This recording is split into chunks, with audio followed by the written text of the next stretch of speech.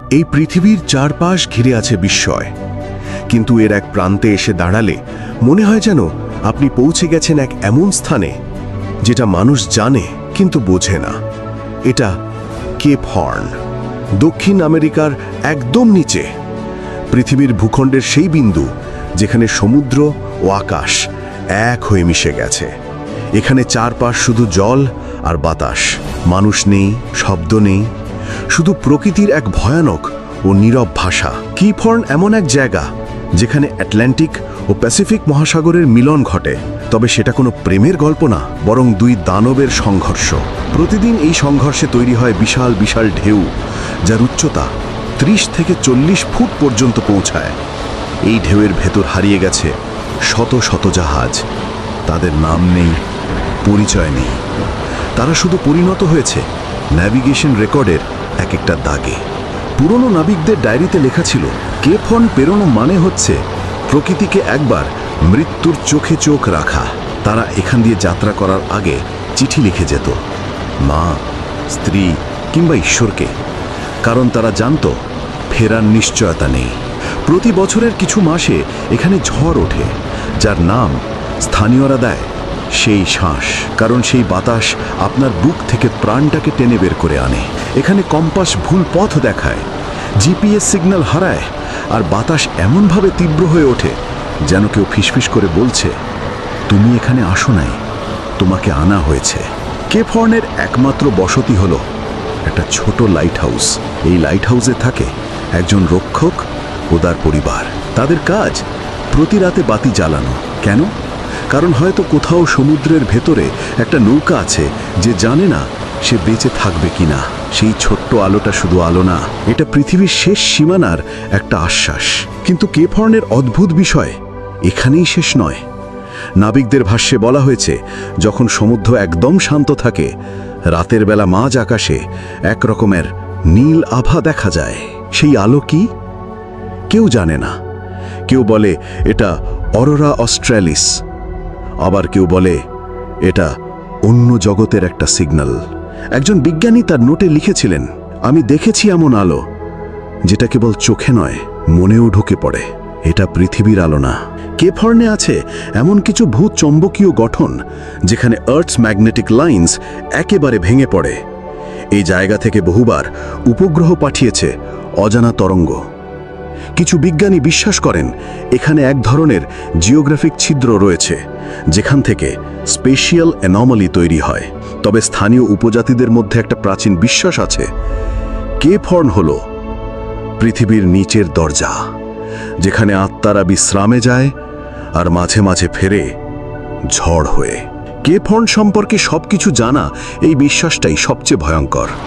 কারণ যখন মানুষ ভাবে সে সব জানে, প্রকৃতি তখন তার সবচেয়ে অজানা চেহারা দেখায়। কেপ হর্নের পাশ ঘেঁষে সাগরের নিচে আছে কিছু অদ্ভুত ছায়া, যা রাডারে ধরা পড়ে কিন্তু বাস্তবে কিছু নেই। নাবিকেরা একে বলে দ্য শ্যাডো আইল্যান্ড, একটা দ্বীপ যেটা মাঝে মাঝে দেখা যায় আবার মিলিয়ে যায় কুয়াশার ভেতর। অনেক নাবিকের রেকর্ডে বলা আছে, তারা সেই দ্বীপের দিকে এগোতে গেলে জাহাজ নিজে থেকেই ঘুরে যায় উল্টো দিকে। এ যেন এক চৌম্বকীয় নিষেধ। 1937 সালে ব্রিটিশ জাহাজ এসএস ডেমেটার এই পথে ঢুকে পড়ে। রেডিওতে শেষ কথাটি ছিল, we see light but there is no land. তারপর রেডিও নীরব। আজ পর্যন্ত ওই জাহাজের ধ্বংসাবশেষও খুঁজে পাওয়া যায়নি। আরও ভয়ঙ্কর বিষয় হচ্ছে 2004 সালে স্যাটেলাইট ইমেজে একই রকম জাহাজের ছায়া দেখা গেছে ওই অঞ্চলেই। সম্ভবত সময় এখানে রৈখিকভাবে চলে না।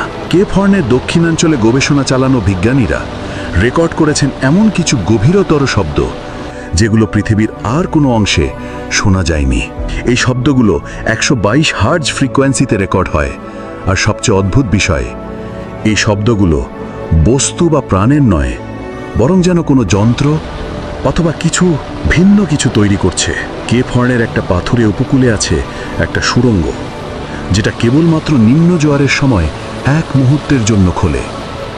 স্থানীয় কিছু মাছ ধরা মানুষ বিশ্বাস করে, যদি আপনি ভুল করে সেই গুহায় ঢোকেন, আপনি সময় মতো বেরোতে না পারলে আপনার শরীর এখানে থাকবে কিন্তু মন থাকবে না। এই গুহার ভেতরের দেয়ালে আছে কিছু চিহ্ন, যা কোনো ভাষা নয়, না আদিম না আধুনিক। এগুলো যেন এক ধরনের ম্যাপ, কিন্তু কোথায় নিয়ে যায় কেউ জানে না। Spoken word. কেপ হর্নে রাতের যখন নামে, আকাশে ভেসে ওঠে এক ধরনের নীল রেখা, যেটা অরোরা না কোনো আবহাওয়ার খেলা। এটা এমন একটা রেখা যেটা দিক নির্দেশ করে, কিন্তু কোথায় কেউ জানে না।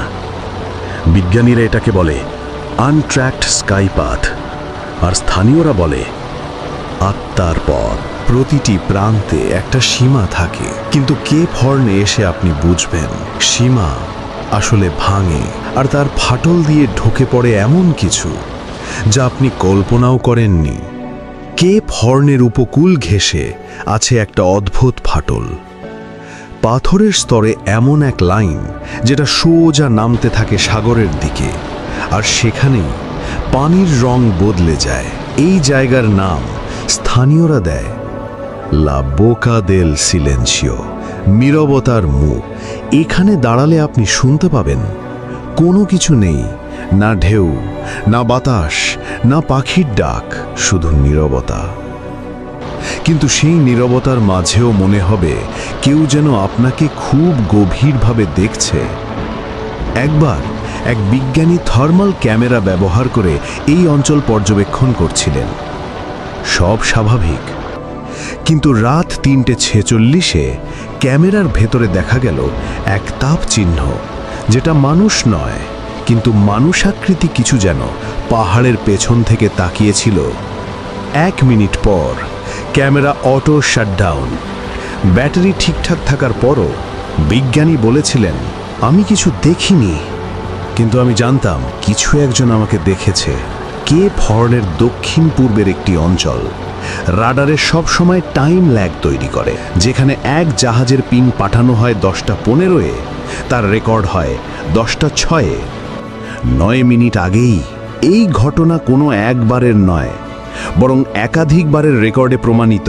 কেউ কেউ বিশ্বাস করেন এই এলাকা দিয়ে সময়ে ভেতরে ঢুকে যায়, আর যেটা ফিরে আসে সেটা আর সময় না। কেপ হর্নের কাছে একটি পাথরের স্তম্ভ আবিষ্কৃত হয়েছে, যার উপর খোদাই করা আছে কিছু প্রতীক, যা কারো জানা কোনো ভাষা নয়।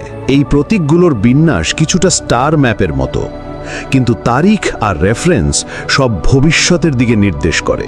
একজন গবেষক বলেছিলেন, এটা হয়তো পৃথিবীর প্রাচীন কোনো কোড, যা এখনো ডিকোড করা হয়নি।